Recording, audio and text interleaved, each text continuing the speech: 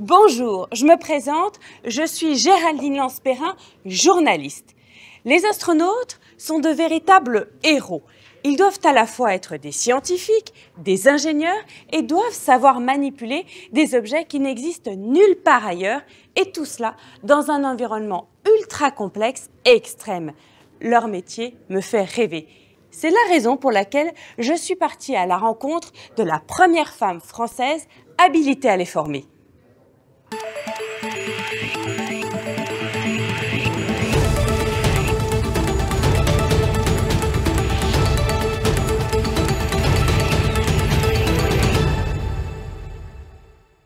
Bonjour Laurent André Boyer, ravie de vous rencontrer.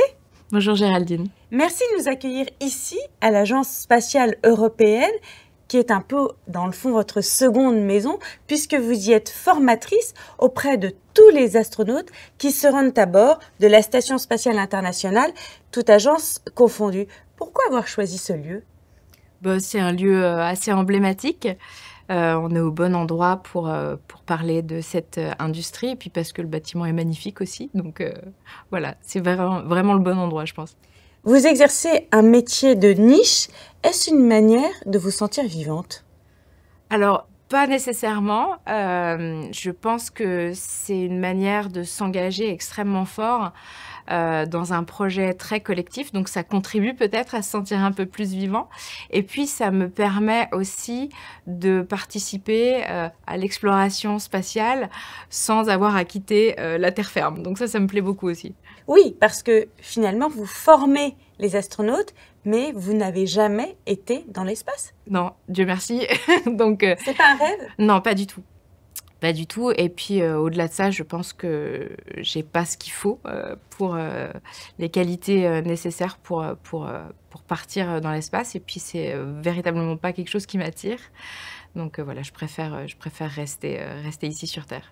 Quelles sont les qualités pour être un bon astronaute ? Vous qui avez vu beaucoup et formé beaucoup d'astronautes, y a-t-il une qualité qu'il faut avoir particulièrement ? Aimer apprendre. Je crois que c'est la première des qualités parce que, ou des volontés, parce qu'ils vont passer beaucoup de temps en salle de classe. Ouais. Vous exercez un métier pas tout à fait comme les autres que vous expliquez parfaitement dans le livre Open Space, paru aux éditions Fayard. En quoi consiste votre quotidien, Laura André Boyer ? Alors le quotidien, il est exigeant et puis il est plutôt varié. Donc il s'entremêle entre la théorie, la pratique et les simulations. Donc, il n'y a pas de quotidien type, ce qui est plutôt sympa, mais c'est très dense. Et il faut jongler entre l'apprentissage, donc le propre apprentissage que moi, je vais devoir effectuer, de la théorie scientifique, mécanique parfois, et puis des actions fines à mener sur certaines machines un peu complexes. Et puis ensuite, être capable de transformer tout ça en contenu pédagogique le plus digeste possible pour nos astronautes, qui sont nos élèves. Et puis enfin, une partie simulation où, en général, on imagine le pire. Vous vous formez avant même de former les astronautes ? Oui, alors vaut mieux. On se forme et on se forme longtemps. Parce que l'éventail de compétences dispensées aux astronautes est très large et c'est aussi une des raisons pour laquelle on est des instructeurs qui sont spécialistes dans certains domaines et parfois il y a des domaines à la pointe qui nécessitent qu'on se forme parce que voilà, on n'a pas la science infuse sur tout et on se forme longtemps et très profondément parce que en face de nous on va avoir des élèves qui posent des questions compliquées. Vous travaillez dans une industrie au milieu d'hommes, dans une industrie très masculine. Que faut-il avoir en plus pour intégrer ce milieu ? Alors, c'est une question voilà, qui est naturelle de se poser et c'est très difficile d'y répondre, je trouve. Donc, j'ai pris le contre-pied de me demander ce qu'il fallait peut-être avoir en moins. Ah oui. Et voilà, donc je pense que c'est intéressant dans cette industrie où il y a un entre-soi très fort, où les gens se connaissent depuis longtemps. Souvent, on fait parfois les mêmes parcours. Peut-être avoir un peu moins d'ego, être un peu moins en compétition avec nos collègues. se prendre un peu moins au sérieux aussi. Donc, c'est un axe que j'ai développé et puis qui m'intéresse et puis qui est assez naturel chez moi aussi. Et puis enfin, je trouve que d'apporter de la valeur, ne nécessite pas de l'imposer. Je trouve qu'encore une fois, dans cette industrie, où tout le monde se connaît, il faut viser sur du temps long et viser sur le temps long, ça demande, hem, de la confiance, de la loyauté et puis l'adhésion à nos idées. Donc je trouve que c'est un investissement qui est stratégiquement plus intéressant. Quel est le moment où tout a basculé pour vous? C'est quoi le déclic qui vous a amené à travailler dans cette industrie de vols spatiaux habités? Alors, d'abord, il y a eu le fruit du hasard ou plutôt de la curiosité, parce que je suis assez curieuse et que c'est pas seulement un vilain défaut, donc qui m'a amenée à postuler à un stage, au CNES, au Centre national d'études spatiales à Toulouse. Ce stage s'est super bien passé et j'ai participé à un concours international des étudiants concomitant à un grand événement, le Grand Congrès international d'astronautique, parce que tout simplement j'avais reçu une invitation par email, parce que j'étais étudiante. Alors ça faisait pas très longtemps, hein, mais j'étais éligible comme tous les autres étudiants qui avaient fait un parcours complet dans le domaine. On m'a gentiment expliqué que j'étais peut-être pas la plus légitime pour me présenter à ce concours, chose que je n'ai absolument pas comprise. Ah oui? J'ai pas compris ce qu'ils essayaient de m'expliquer. Gentiment, véritablement, ils avaient très probablement raison, mais Vous y êtes allée quand même. j'y suis allée quand même, pas par défi, mais simplement parce que je ne comprenais pas. J'avais reçu cette invitation, donc j'étais invitée et j'ai fait l'exercice, j'ai été sélectionnée et puis j'ai gagné le premier prix. Donc c'est un peu un hasard finalement, si vous êtes Alors, retrouvée dans cet univers. Alors, c'est surtout du boulot, du Oui, travail, j'imagine. beaucoup de travail, et puis un peu d'audace aussi, quand même, et de la simplicité. Parce que ce qui a... Alors ça, ce sont les mots du président du jury à l'époque pour ce concours, où il m'avait expliqué... On a tout compris, ce dont tu parlais. Et c'est vrai que dans des niveaux très techniques, c'est très important de savoir vulgariser. Vulgariser, c'est pas minimiser. Vulgariser, c'est pas transformer non plus. C'est une façon de s'adresser un peu plus pédagogique. Et je pense que j'avais peut-être déjà ça à l'époque. Et comment justement vous vous préparez aux formations que vous donnez? Alors déjà, c'est beaucoup de travail théorique. Énormément d'apprentissage et puis on doit tester toutes les procédures, donc ça prend beaucoup de temps et puis ensuite il va falloir faire rentrer le contenu pédagogique dans les standards de l'Agence spatiale européenne. Donc il y a des experts en la matière qui nous permettent de construire nos enseignements de la façon la plus pédagogique possible, parce que le temps d'astronaute au sol comme à bord est très précieux. Et ils vont devoir en plus apprendre une énorme quantité de contenu, donc il faut que ce soit le plus digeste possible. Donc on passe beaucoup de temps à travailler, préparer et puis ensuite donner nos leçons. Vous formez les astronautes à ne faire aucune erreur. Comment dans la vie on peut éviter toute erreur ou dans une carrière? Croire qu'on peut éviter les erreurs, c'est impossible. On ne peut pas éviter les erreurs, que ce soit dans l'espace. C'est terrifiant de le dire, mais c'est la réalité. Une erreur dans l'espace peut avoir de graves conséquences. Oui, effectivement, bon, comme partout, peut-être un peu plus dans l'espace, mais éviter les erreurs tout simplement dans l'espace, sur Terre ou dans notre vie professionnelle est purement impossible. Ce qu'on peut faire, c'est les anticiper, s'y préparer et surtout apprendre à y répondre de la façon la plus intelligente possible.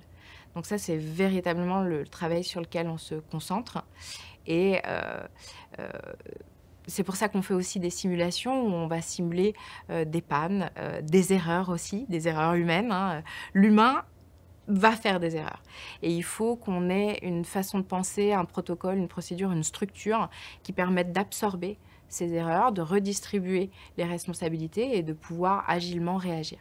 L'arrivée de l'intelligence artificielle va-t-elle bouleverser les choses, notamment dans l'univers spatial? Laura André-Boyer, est-ce que ça va limiter les erreurs humaines?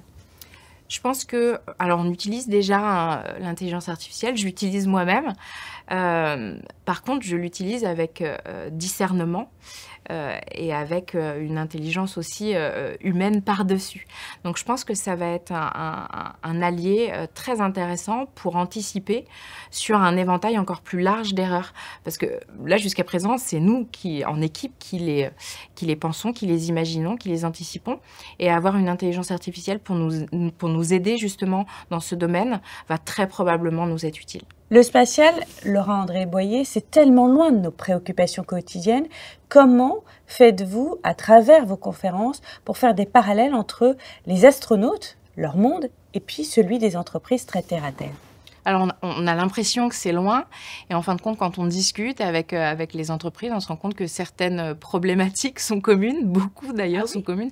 Oui, parce qu'on a vraiment beaucoup de choses qui sont compliquées dans l'espace, donc il y a quelque chose de rassurant en général pour les clients et pour les entreprises de se dire « Ah tiens, ils ont aussi ce type de problème ».